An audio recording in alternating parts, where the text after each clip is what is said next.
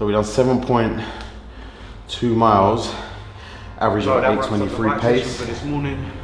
So I've got a 20-minute cool down. I'm gonna go get a shower, get something to eat, and then 1 hour and 10 day. seconds. And I've got business dinner tonight.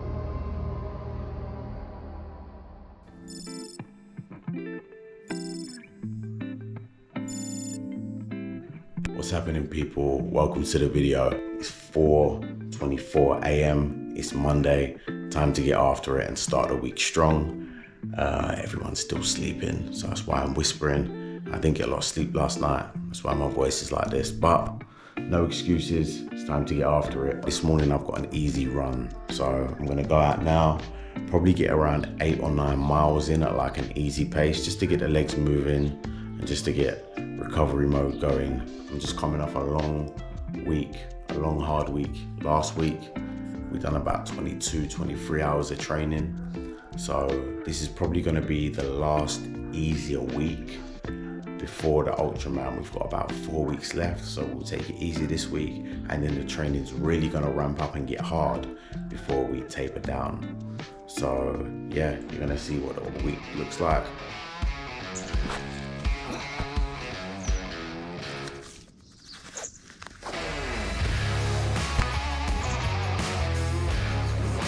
That is the morning run done.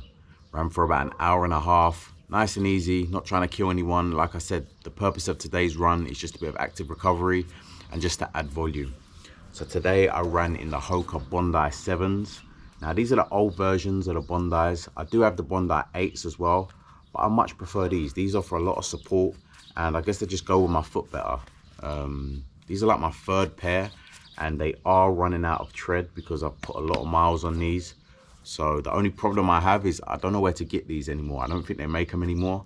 So if you do know where to get these, please let me know. Run done, it was a nice one. I'm gonna go fuel up now, get something to eat and get a shower. Got a busy day today, and I'll see you in the next workout. We're about to start our second session of the day. So let's see what's on the session for today. We've got an aerobic ladder, which is gonna be, so I'm gonna do 400 meters, rest, 300 meters, rest, 200 meters, rest, 100 meters, rest, and I need to do that 2 times. So yeah, and also today's a bit of a different session because I've got my wetsuit, the wetsuit I'm gonna be using at the Ultraman. So it's gonna be my first time swimming in a wetsuit. So I'm gonna try it on, see how it feels. Apparently it's supposed to make me more buoyant, which means it's gonna help me float on the water, which is gonna conserve energy. So in other words, that's gonna make me faster, hopefully.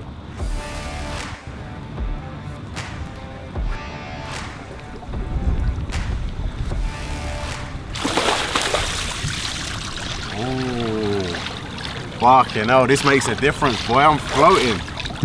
Watch this.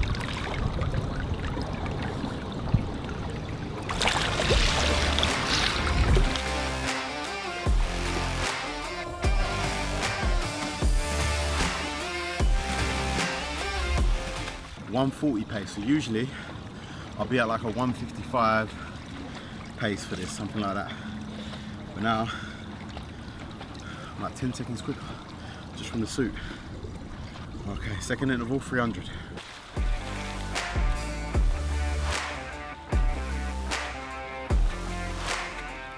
The wetsuit's obviously making a lot of difference. It's making me faster, making me more buoyant, and it's just one less thing to think about. I can just focus more on the technique. Every tiny thing that you do in the water makes a difference. And it's a lot different to running and cycling, because when I'm on the bike, if I want to go faster, it's easier. Just fucking pedal faster, put more effort and go faster. But on the fucking water, you can't fight against the water because you're gonna lose every time. You have to work with the water and make the water work for you.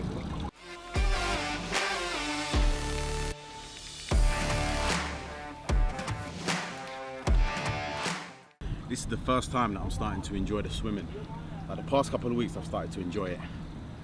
When I first started getting in the water, it was like, I used to hate it. I used to sink, swallow water. So it's the last 100.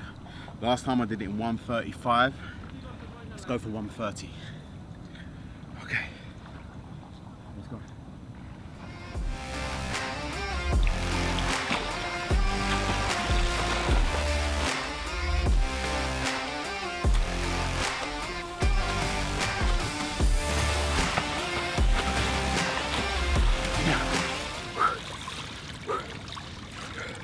1:27. Fastest time yet. Woo! This thing is magic. Makes so much more difference. Woo! So I progressively got faster, which is good. That's the whole point of this workout. So when you go from 400, 300, 200, 100, you're supposed to get progressively faster, which we are doing. So on the 400, I went from like 150s, then to 140s, and then 135s, 130s. And on this last 100, hit 125. Happy with that. Time for a cool down, and then we're out of here.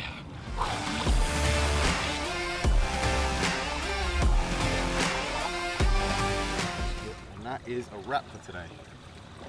Oh, it's late. Ooh. We have to get it done. I've got to take this off. It's a lot easier taking them off. Like Spider-Man. The thing about doing all this training is sometimes I'm doing like 2-3 sessions a day.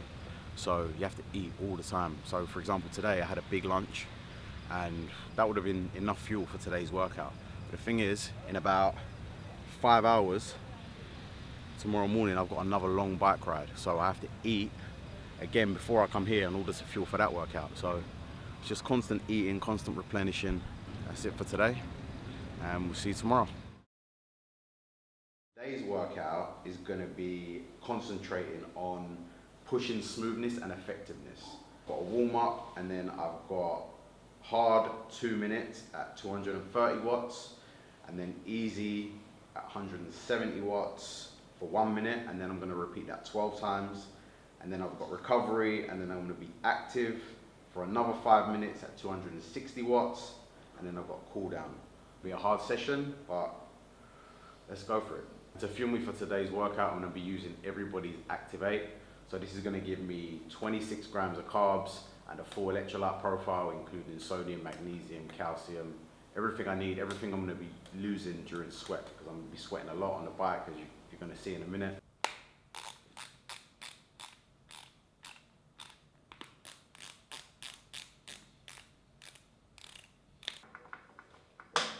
What's good about these bikes is they connect direct to the Garmin. So my workouts get loaded onto Training Peaks, and then it's automatically connected to the Garmin. So just go on bike indoor, click on that, and then the workout is already loaded in for today. So I say do workout, and then we get going. Let's go. So I've got a 20-minute warm up, and then we're getting into the workout.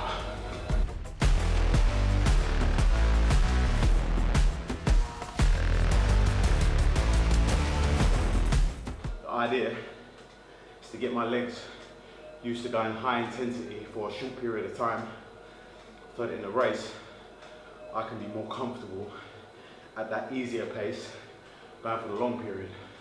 When you're 12, 13, 14 hours into a race and you're beat and you're suffered and you can't feel, and you feel like you can't take another step, you've got to find that energy to keep going, and it's all in the mind.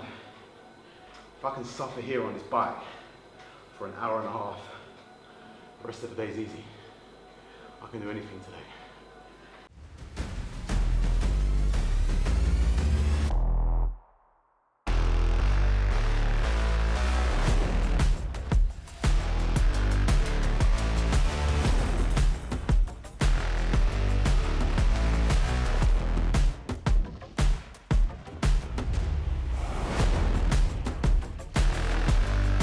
So that wraps up the bike session for this morning. So I've got a 20-minute cool down, then I'm gonna go get a shower, get something to eat, and then I'll work throughout the day. Then I've got business dinner tonight. See you for the next workout. This is the second workout of the day.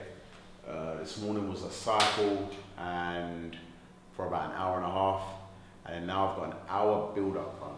So we're gonna be starting off with a 20-minute warm-up. At like an easy pace, and then it's gonna go into a little bit faster pace, like at 8:30, and then I'm moving into a 7:50 pace, and then I finish off at 7:30 pace, which is not very fast, but I'm just getting back into it right now. So for a lot of my runs, I wear a heart rate monitor. So this helps me stay in my zone. So when you're doing endurance training, there's like certain zones that you need to stay in. And the only way to understand what zone you're in is by your heart rate. Now, this is a aerobic run, so I want to stay in my aerobic heart rate. So for me, my aerobic threshold is 149 beats per minute. So you do 180 minus your age, and that gives you your aerobic threshold of what beats you should be at per minute. Need to bang this one out.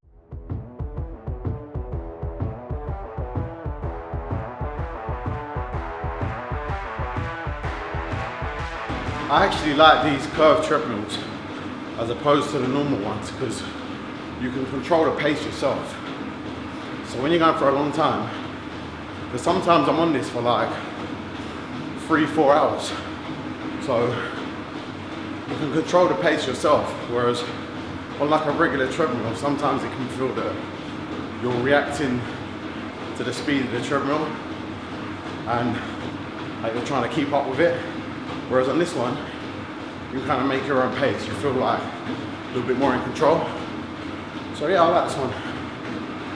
Right now, my heart rate is 135 beats per minute, 134 at 8:30 pace, 8:25 pace.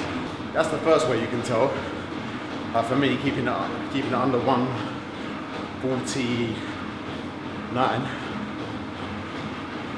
The second way you can tell is if you're able to speak in full sentences like what I'm doing now.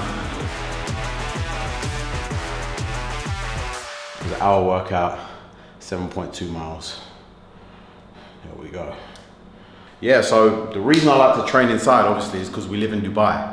So at the moment I think it's maybe 38 degrees outside, even though it's nighttime.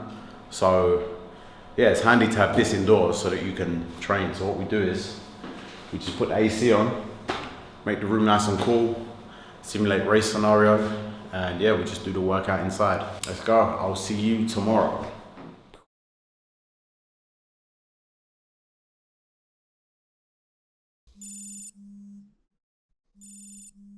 It is Saturday morning. It's time for the long run. I'm gonna go out and do around 15 to 17 miles, nothing too crazy. I'm just ramping up my mileage slowly because I'm coming off a calf injury. I had a tear in my right calf. So I could cycle and swim with no problem, but whenever I would run, just the impact of running would cause me a lot of pain. So it's all okay now, but we can't afford any injuries, so just ramping up slowly the mileage. So let's go bang this one out. 15 to 17 miles, nice and easy. Let's go get it.